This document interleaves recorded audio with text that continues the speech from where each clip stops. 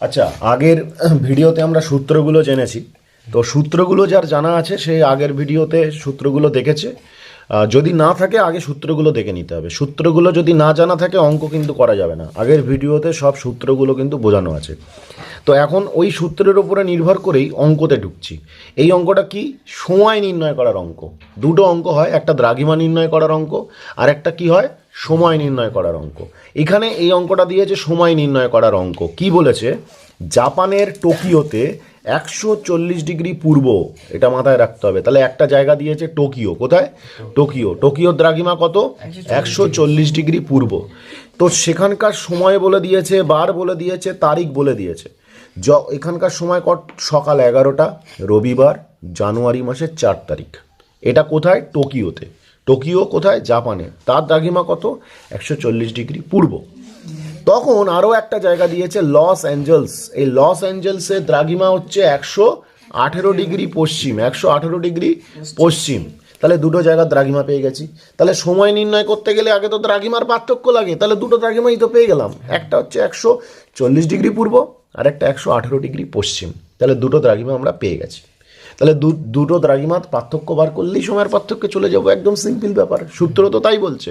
যদি সময়ের বা পার্থক্য বার করতে হয় আগে দ্রাঘিমার পার্থক্য বার করতে হবে। আর দ্রাঘিমার পার্থক্য বার করতে হলে দুটো জায়গার দ্রাঘিমা লাগবে। তো দুটো জায়গার দ্রাঘিমা পেয়ে গেছি।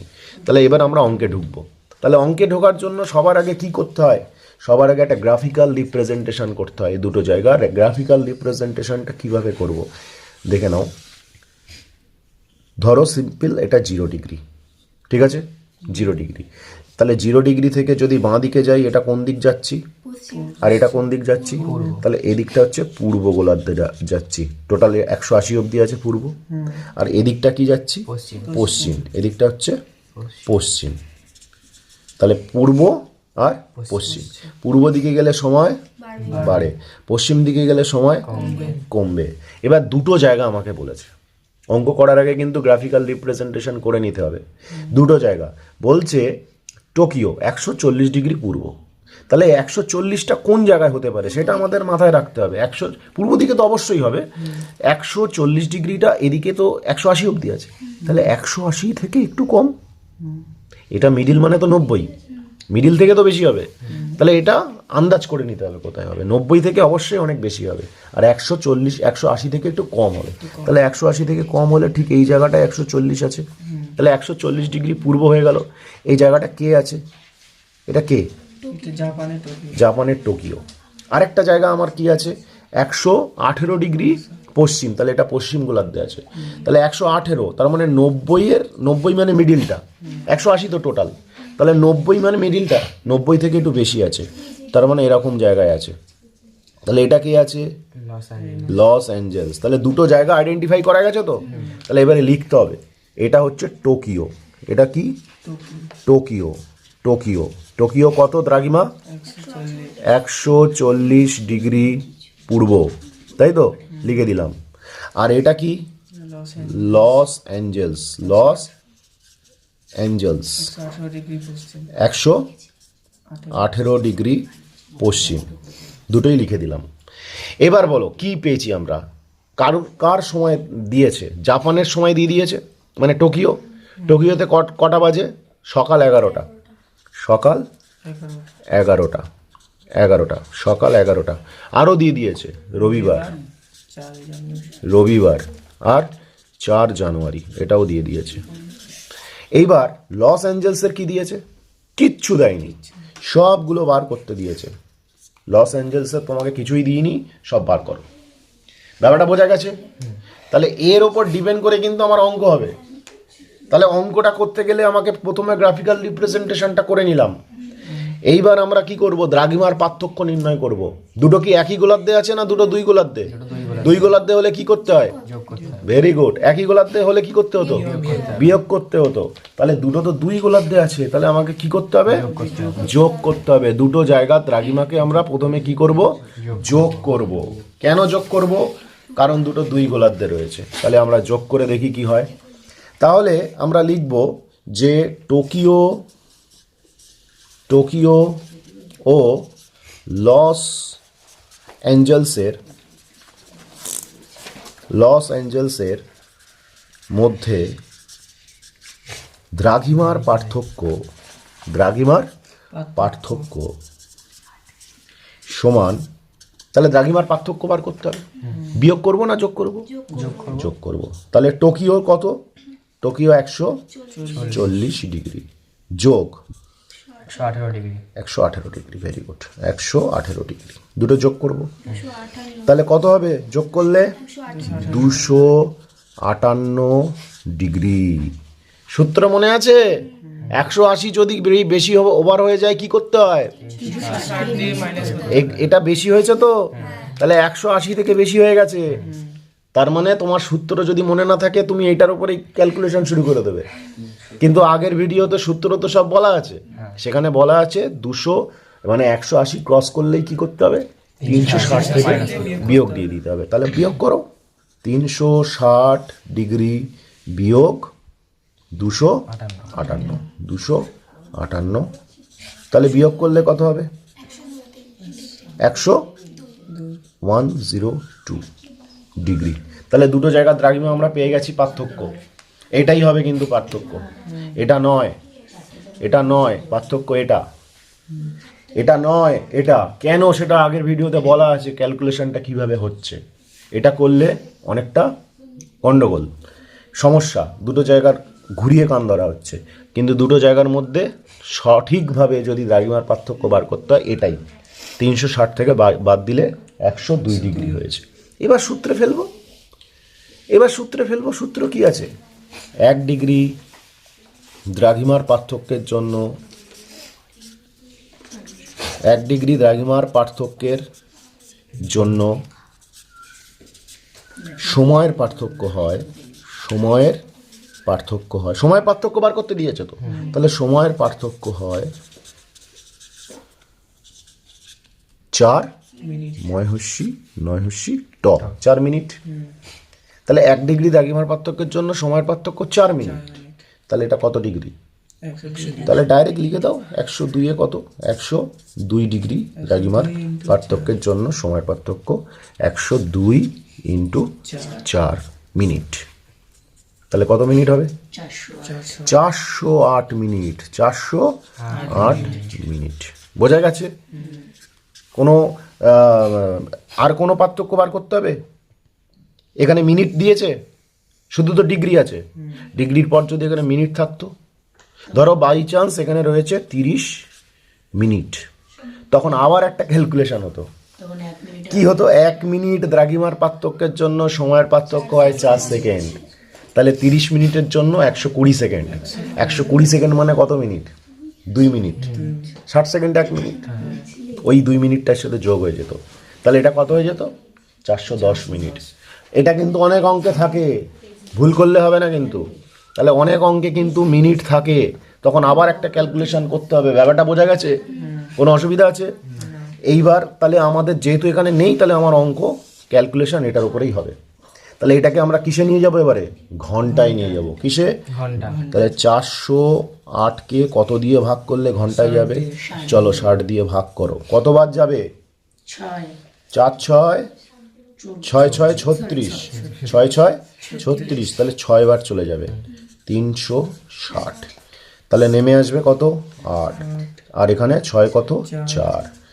তাহলে এখানে কিছু থাকছে না। তাহলে ওপরে হলে কি হয়? ঘন্টা, আর নিচে হলে মিনিট।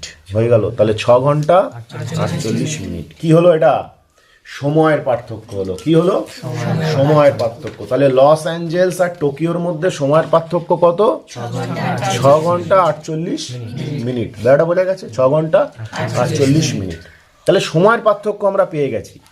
এইবার আমরা যেটা আগে দেখিয়েছিলাম যে কে কোন দিকে আছে। লস অ্যাঞ্জেলস কোন দিকে রয়েছে?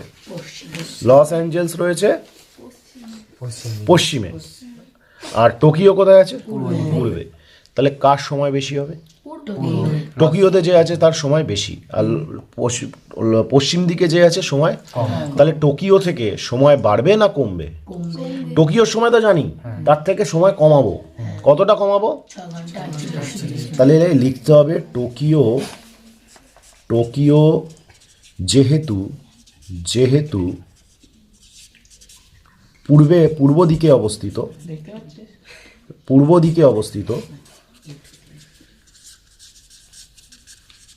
সেহেতু টোকিওর সময় বেশি, তাই তো? টোকিওর সময় লস অ্যাঞ্জেলস থেকে বেশি। বেশি। লস অ্যাঞ্জেলস থেকে বেশি, স্বাভাবিক ব্যাপার এটা, তাই তো? তার মানে লস অ্যাঞ্জেলসের সময় কম, কতটা কম হবে? অতএব লস অ্যাঞ্জেলসের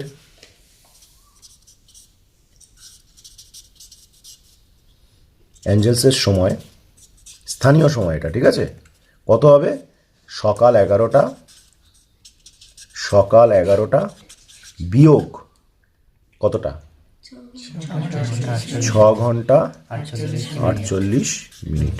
তাহলে এতটা তো সময়ের পার্থক্য হয়েছে, তাহলে এটা বিয়োগ করব, তাহলে বিয়োগ করলে আমরা পেয়ে যাব, পিছিয়ে আসবো তো।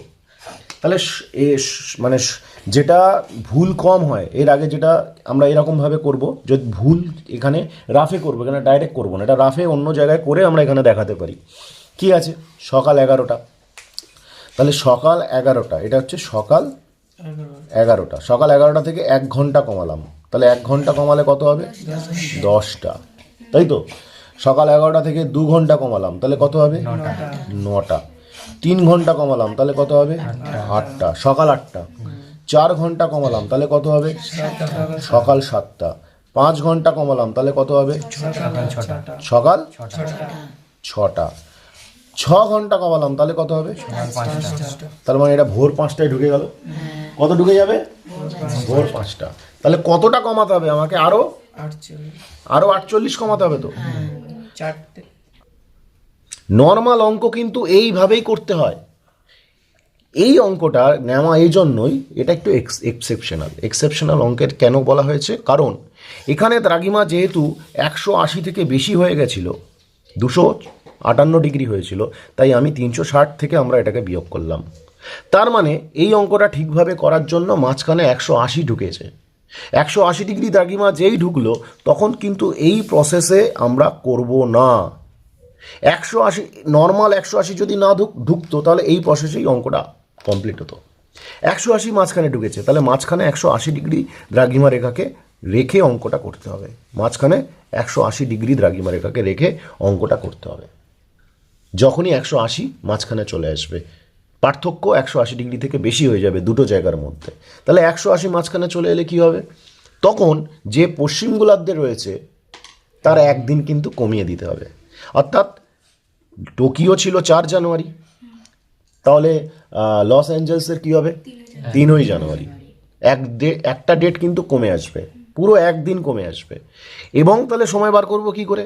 তখন এই লস অ্যাঞ্জেলসের সময় সকাল 11টা যোগ 6 ঘন্টা 48 মিনিট। এখানে কিন্তু বিয়োগ হবে না, যেহেতু 180 ডিগ্রি মাঝখানে ঢুকে গেছে। একটা ডেট তো কমিয়েই দিলাম আমরা, অর্থাৎ 3 জানুয়ারি হবে। 3 জানুয়ারি কার? লস অ্যাঞ্জেলসের। টোকিওর কত ছিল? 4 জানুয়ারি। কি ছিল? রবিবার। এর কি হবে? শনিবার। কেন?